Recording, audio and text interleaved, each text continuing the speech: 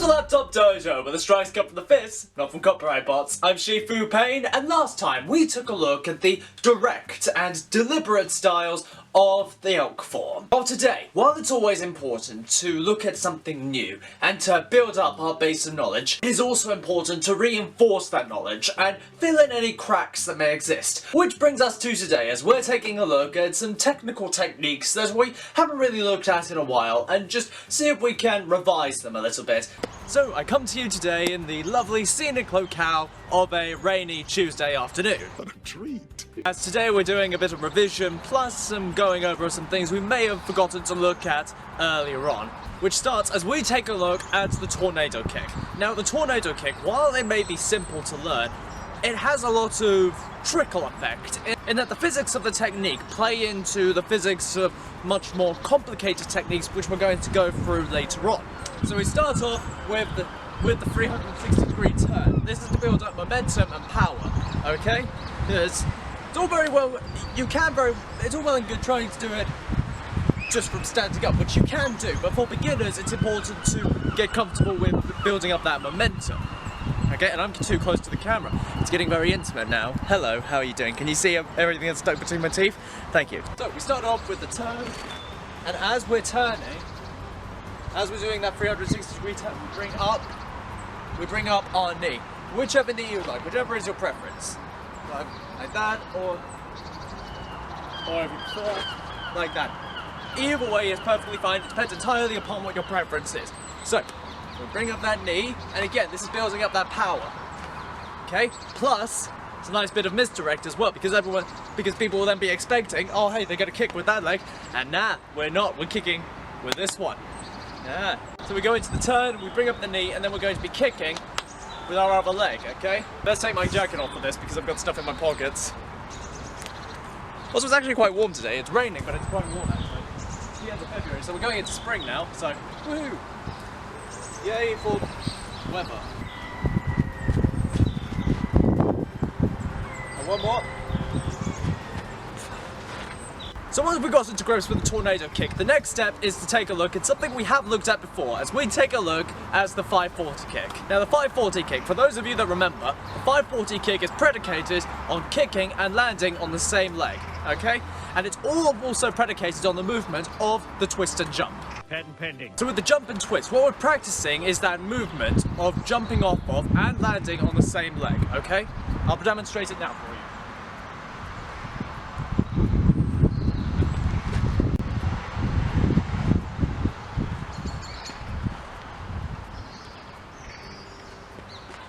Now the 540 kick is an inside kick, so before we go any further, let's also practice our inside kicks. We're going to be practicing our roundhouse kick. Now I would say practice this until you get comfortable, but then what sort of a teacher would I be if I didn't instill any sort of strict discipline or anything?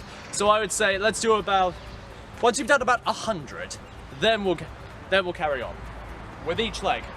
So once we've done that, the next step is to bring it all together to bring in our 540 kick. So we're going to bring together the jump and twist, the roundhouse, and before that we also need to do a turn as well, so we have all that 540 degrees.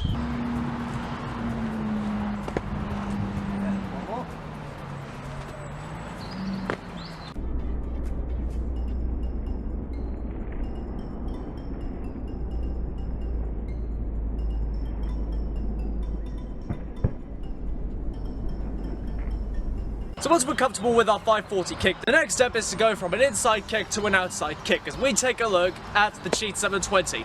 Now the cheat 720, like I just said, is an outside kick. So we're going to be practicing not only the twist and jump once again, which is also an important component of this kick, but we're also going to be looking at the crescent kick as well, one of our most basic outside kicks.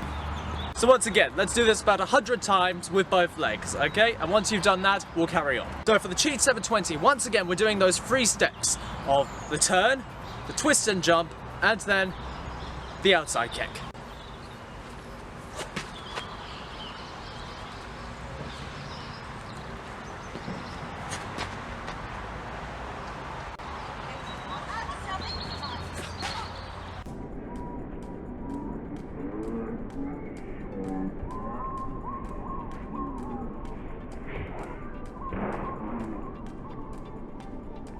So from the cheat 720 kick, we move on now to something which, while we have looked at before, we didn't really look at it in enough detail and looked at it kind of briefly as we were looking at other stuff at the time. So let's go into a bit more detail now as we take a look at the butterfly kick.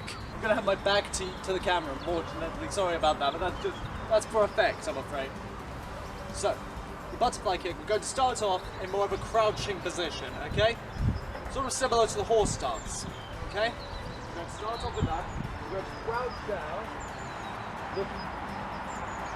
looking down, almost looking downwards at our leg. I don't know if you can see at this angle, but looking down at our shoe, okay? We're going to look down. What we're doing is we're going to arch our body, okay, from, in my case, from right to left, or in your case maybe right to left, but also left to right, whatever you're comfortable with, whatever your preference is.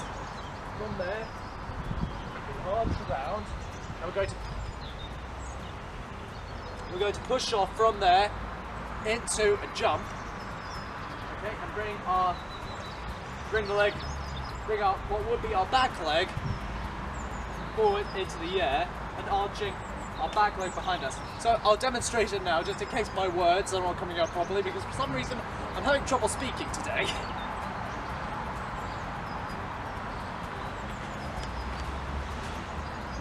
Once more. Now, an important facet of practicing the butterfly kick is to use our arms. That's a big part of using our momentum, as well as maintaining balance while practicing the technique, as well as where we're looking. It may seem weird, but where we're looking helps to also maintain our balance as well as our momentum when we're actually practicing the technique.